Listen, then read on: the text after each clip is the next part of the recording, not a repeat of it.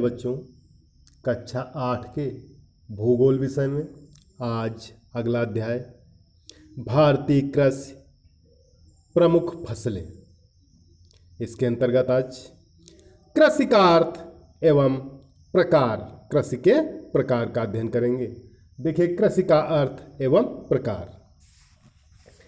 हम सभी अपने आसपास खेतों में बोई गई फसलों को देखते हैं। ये वह पौधे हैं जिन्हें प्राचीन काल से लेकर अब तक मनुष्य ने अपनी उपयोगिता के लिए चुना है।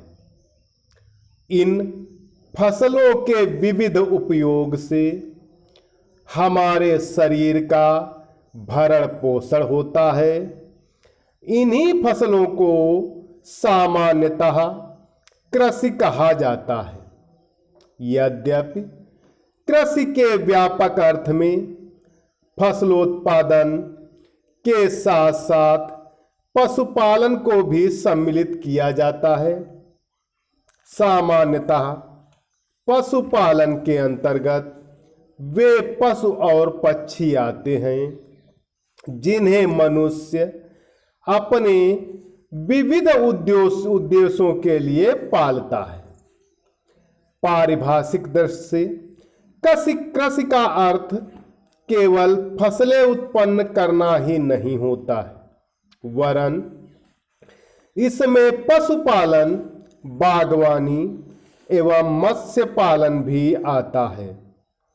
कृषि की उत्पत्ति कैसे हुई यह स्पष्ट नहीं किया जा सकता है, किंतु अनुमान है कि प्राचीन काल में मनुष्य वनों से कंदमूल फल आदि एकत्रण एवं वन्य जीवों के शिकार से प्राप्त मांस पर निर्भर था। किस पर निर्भर था? कंदमूल फल और जीवों के मांस पर ही निर्भर था। कंदमूल फल, देखिए, कंद माने होता है तना, मूल माने जड़ और फल होता है। तो कंद माने तना, मूल माने जड़। आगे देखिए, तब उपयोग किए गए फलों के बीज, गुठलियों आदि को अपने निवास स्थान के आसपास फेंक दिया होगा। कुछ समय बाद पौधे या वृक्ष के रूप में उग गए होंगे और उनमें भी उसी तरह के फल फूल आदि लगे होंगे जैसे कि उसने खाए थे। तब मानव ने महसूस किया होगा कि यदि इन पौधों को अपने ही आसपास उगा लिया जाए तो जंगल में इधर उधर उनकी तलाश में नहीं भटकना पड़ेगा। शायद इसी विचार से कृषि की उन्नति हुई होगी, लेकिन यह निश्चित है कृषि की उत्पत्ति ने मानव का जीवन स्थायी बना दिया।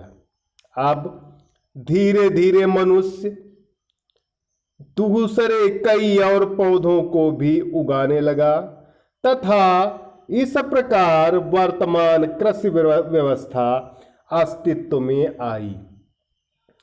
प्राचीन काल से लेकर अब तक कृषि करने के तरीकों में बहुत अंतर आया है। प्रारंभ में मानव छोटे औजारों जैसे खुरपी और कुदाल से जमीन की खुदाई करके उनमें बीज बो देता था। मात्र वर्षा के जल से ही उसकी सिंचाई होती थी। धीरे धीरे मनुष्य खेतों की जुताई हल बैल के माध्यम से करने लगा।